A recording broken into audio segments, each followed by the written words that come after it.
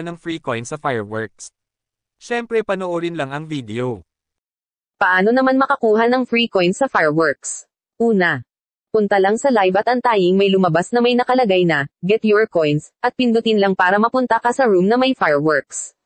Sunod, antayin lang ang 1 minute bago umalis sa room na may fireworks. Sa itaas naman makikita ang dami ng taong pumapasok sa room.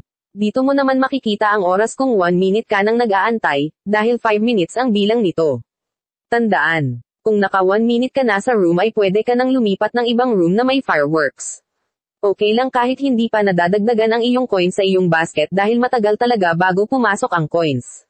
Sa oras ka lang bibase kung pwede ka nang lumipat ng ibang room o kaya pag sobrang daming tao na. Scroll mo lang pabalik pag may nakita ka ng fireworks, para doon ka na sunod na papasok. Tandaan, depende din sa taas ng level mo kung hanggang saan lang ang taong dapat mong pasukang room.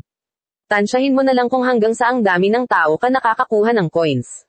Ibig sabihin, dun lang ang kaya ng level mo.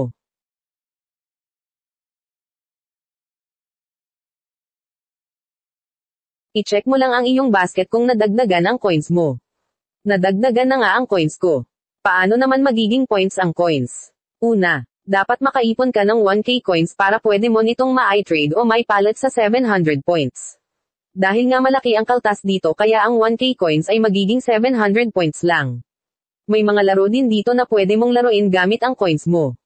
Mas malaking coins ay mas malaking points. Dito na nagtatapos ang video. Salamat sa inyong panunood.